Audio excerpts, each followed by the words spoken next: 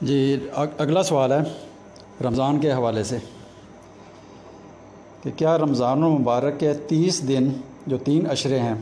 ان کی مخصوص دعائیں قرآن و حدیث سے ثابت ہیں؟ اگر ثابت ہیں تو وہ کون کون سی ہیں وضاحت فرما دیں۔ جی بہت اچھا سوال کیا گیا ہے۔ بہت سارے لوگ رمضان کے اندر اس چیز میں سوال کرتے ہوئے نظر آتے ہیں اور کم علمی بھی بہت زیادہ اس حوالے سے نظر آتی ہے۔ دیکھیے، رمضان المبارک کے بارے میں یہ جو تصور قائم کر لیا گیا ہے کہ اس کو 3 عشروں میں تقسیم کر دو، پہلا عشرہ رحمت کا، دوسرا عشرہ مغفرت کا اور تیسرا عشرہ عتق من النار یعنی جہنم سے آزادی کا، یہ تصور ٹھیک نہیں ہے۔ قرآن مجید یا کسی صحیح حدیث سے رمضان المبارک کے مہینے کی اس طرح کی تقسیم ثابت نہیں ہے۔ ایک روایت آتی ہے، امام بیہقی نے شعب الایمان کے اندر اس کو بیان کیا ہے، اور اسی طرح شاید ابن خزیمہ علیہ الرحمہ نے بھی صحیح ابن خزیمہ میں بیان کیا ہے۔ اس روایت کی سند سخت ضعیف ہے۔ اس میں ایک راوی ہیں علی بن زید بن جدعان۔ علی بن زید بن جدعان محدثین کا اس راوی کے ضعیف ہونے پر اتفاق ہے، اتفاقی طور پر وہ ناقابل اعتبار ناقابل اعتماد راوی ہے۔ یہ جو روایت ہے کہ رمضان اولہ رحمت و اوسطہ مغفرت و آخرہ عتق من النار، کہ رمضان کا پہلا حصہ رحمت ہے، دوسرا مغفرت ہے، تیسرا عتق من النار ہے، یہ روایت بیہقی کے اندر امام بیہقی نے شعب الایمان میں بیان کی ہے، اور صحیح ابن خزیمہ میں امام ابن خزیمہ اس کو بیان کرتے کے اندر اس روایت کے ضعیف ہونے کی طرف امام ابن خزیمہ خود اشارہ کرتے ہیں، کہتے ہیں ان صح الخبر۔ امام ابن خزیمہ اس روایت کو نقل کرنے کے بعد خود اس روایت کے مشکوک اور ضعیف ہونے کی طرف اشارہ کرتے ہوئے کہتے ہیں ان صح الخبر،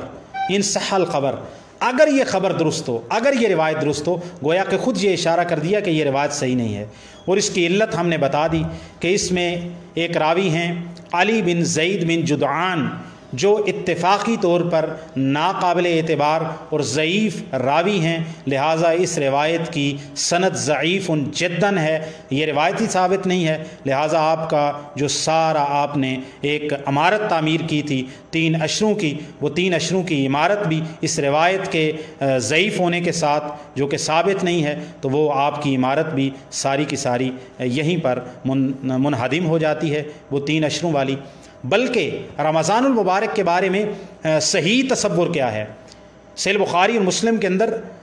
حدیث ہیں، اذا دخل رمضان، رسول اللہ صلی اللہ علیہ وسلم نے فرمایا جب رمضان کا مہینہ داخل ہوتا ہے، فتحت ابواب الرحمہ، ایک روایت میں لفظ ہیں فتحت ابواب الرحمہ، رحمت کے دروازے رمضان کا مہینہ داخل ہوتے ہی کھول دیے جاتے ہیں۔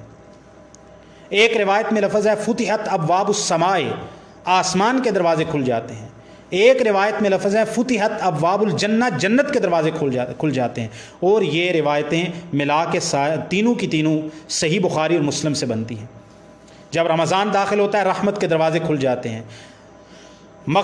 جنت کے دروازے کھل جاتے ہیں، آسمانوں کے دروازے کھل جاتے ہیں، وغلقت ابواب جہنم،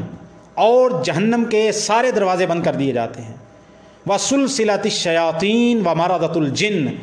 اور شیاطین کو اور بڑے بڑے جنوں کو، سرکش شیاطین اور جنوں کو قید کر دیا جاتا ہے۔ اور اسی طرح سنن نسائی میں اور مسند احمد کے اندر یہ روایت بھی آتی ہے، ونادى مناد یا باغی الخیر اقبل ویا باغی الشر اقصر، ہر رات ایک منادی کرنے والا اعلان کرتا ہے اے نیکی کو چاہنے والے آگے بڑھ، اے برائی کو چاہنے والے پیچھے ہٹ جا اور رک جا۔ وَلِلَّهِ عُتَقَاءُ مِنَ النَّارِ وَذَلِكَ كُلَّ لَيْلَةٍ، یہ مسند احمد وغیرہ میں روایت ہے، شیخ البانی نے اس کی سند کو جید قرار دیا ہے۔ وَلِلَّهِ عُتَقَاءُ مِنَ النَّارِ وَذَلِكَ كُلَّ لَيْلَةٍ، اور اللہ تعالیٰ رمضان کی ہر رات میں لوگوں کو جہنم سے آزاد کرتے ہیں،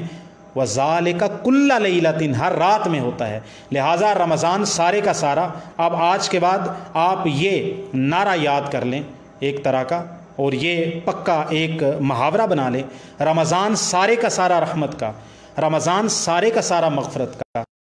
سارے کا سارا جہنم سے آزادی کا۔ لہٰذا رمضان کے شروع سے لے کر رمضان کے اختتام تک رحمت بھی ہوتی ہے، مغفرت بھی ہوتی ہے، اور جہنم سے آزادی بھی ہوتی ہے، اور یہ رمضان کی ہر رات اور ہر دن کے اندر ہوتی ہے۔ لہٰذا 3 اشروں میں پہلا، دوسرا اور تیسرا والی روایت ثابت نہیں ہے، لہٰذا اس کے لیے کوئی خصوصی دعائیں ثابت نہیں ہیں۔ ہاں، ایک اشرہ رمضان کا ایسا ہے کہ جس کی خصوصی فضیلت ہے، اور وہ خارجی وجہ سے ہے، وہ لیلۃ القدر کی وجہ سے ہے۔ آخری اشرے کی باقی 2 اشروں سے خصوصی فضیلت کہ رسول اللہ صلی اللہ علیہ وسلم اذا دخل العشر، جب رسول اللہ صلی اللہ علیہ وسلم رمضان المبارک کے مہینے کے اندر جب آخری اشرہ داخل ہوتا، ام المومنین بیان کرتے ہیں شد مئزرہ، آپ اپنا لنگوٹ کس لیتے، کمر بستہ ہو جاتے، واحیا لیلہ وایقظ اہلہ، اور آپ رمضان کے آخری اشرے میں ساری رات جاگ کے عبادت کرتے اور اپنے گھر والوں کو بھی جگاتے۔ تو جو آخری اشرے کی خاص فضیلت ہے اعتکاف کی وجہ سے، رسول اللہ صلی اللہ علیہ وسلم کے پورے آخری اشرے کی تمام راتوں میں جاگنے کی وجہ سے، اور اس میں طاق راتوں کے، اور لیلۃ القدر 1000 مہینوں سے افضل ہے، اس کی وجہ سے آخری اشرے کی خصوصی فضیلت ہو جاتی ہے۔ باقی سارے کا سارا رمضان رحمت کا بھی ہے، مغفرت کا بھی ہے، عتق من النار، جہنم سے آزادی کا بھی ہے۔ 3 اشروں کی جو تقسیم ہے وہ روایت ضعیف ہے، سخت ضعیف ہے، علی بن زید بن جدعان راوی اس میں ضعیف ہیں، وہ روایت ہی ثابت نہیں، لہٰذا اس کی کوئی ہر اشرے کی کوئی خصوصی دعا بھی ثابت نہیں ہے۔ واللہ عالم بالصواب۔